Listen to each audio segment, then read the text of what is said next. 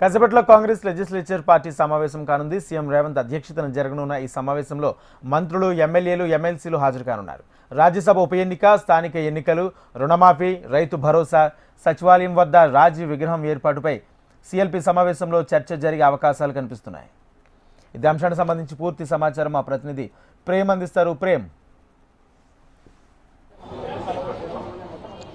రాజేంద్ర, మరికొద్ది సేపట్లోనే ఏదైతే షెరటాన్ హోటల్లో సీఎల్పీ సమావేశం ప్రారంభం కానుంది. ఇప్పటికే ఆ హోటల్కి ఒక్కొక్కరుగా ఎమ్మెల్యేలంతా కూడా చేరుకుంటున్నారు. మరికొద్ది సేపట్లోనే ఆ సమావేశం కూడా ప్రారంభం కాబోతుంది. సమావేశంలో ఎట్లాంటి అంశాలు ఇటు ఏదైతే సీఎం రేవంత్ రెడ్డి అధ్యక్షతన జరుగుతున్నటువంటి సీఎల్పీ సమావేశంలో ఇటు సభ్యులకు ఏం వివరించనున్నారు, ప్రస్తుతం మనతో పాటు మాట్లాడడానికి ప్రభుత్వ విప్ ఆది శ్రీనివాస్ గారు. సార్ చెప్పండి, సమావేశం ఎన్ని గంటలకు ప్రారంభం కాబోతుంది? సీఎం రేవంత్ రెడ్డి గారు ఏం ఎజెండాగా ఏ అంశాలు? ఈరోజు సాయంత్రం సీఎల్పీ సమావేశం జరగబోతోంది. గౌరవ ముఖ్యమంత్రి శ్రీ రేవంత్ రెడ్డి గారి నాయకత్వంలో ఈ సీఎల్పీ సమావేశం జరగబోతుంది. అనేక అంశాలపైన చర్చ జరగడానికి అవకాశం ఉంది.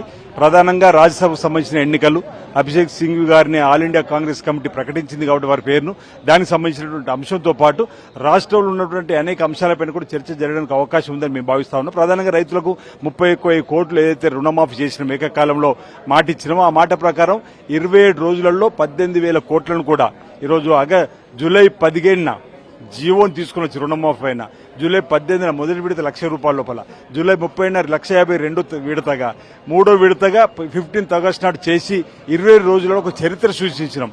సాంకేతిక కారణాల వల్ల మిగిలిపోయినటువంటి రైతులు కూడా 12/12/2018 నుంచి 9/12/2023 లోపల తీసుకున్న రైతులకు ₹2,00,000 ఇచ్చేటువంటి కార్యక్రమం ఇప్పటికే మేము అగ్రికల్చర్ ఆఫీసర్లకు కానీ సంబంధిత అధికారులకు కూడా మార్గదర్శకాలు కూడా విడుదల చేయడం జరిగింది.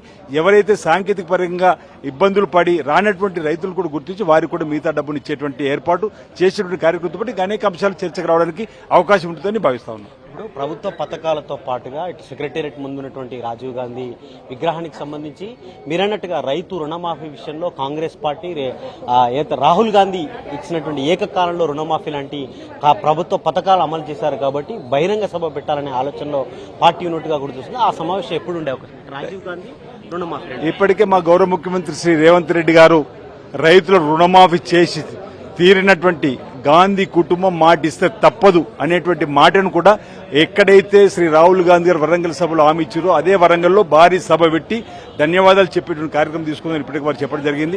రాజీవ్ గాంధీ గారి విగ్రహం కూడా హైదరాబాద్ లో సెక్రటరీ దగ్గర పెట్టే కార్యక్రమం కూడా వారి ఆలోచనకు అనుగుణంగా మా గౌరవ ముఖ్యమంత్రి గారు ఇచ్చినటువంటి ఆలోచనకు అనుగుణంగా కార్యక్రమాలు అమలవుతాయి.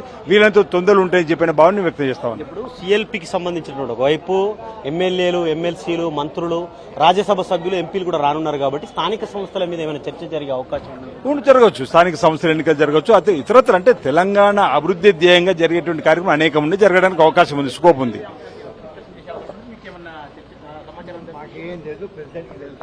ఇది ఏదైతే ముఖ్యంగా మరికొద్ది సేపట్లో జరిగినటువంటి సీఎల్పీ సమావేశానికి సంబంధించి ఒకవైపు రాష్ట్ర వ్యాప్తంగా ఉన్నటువంటి రాజకీయ పరిస్థితులతో పాటుగా ఉన్నటువంటి స్థానిక సంస్థల ఎన్నికలు కానీ, రైతు రుణమాఫీకి సంబంధించి రుణమాఫీ ఏకకాలంలో చేసినటువంటి కృతజ్ఞత సభ, ఇటువంటి అంశాలన్నిటిపై కూడా ఈ సీఎల్పీ సమావేశంలో సీఎం రేవంత్ రెడ్డి ప్రస్తావించే అవకాశం ఉన్నట్టుగా కూడా ప్రభుత్వ విప్ ఆది శ్రీనివాస్ చెప్తున్నారు. రాజేంద్ర.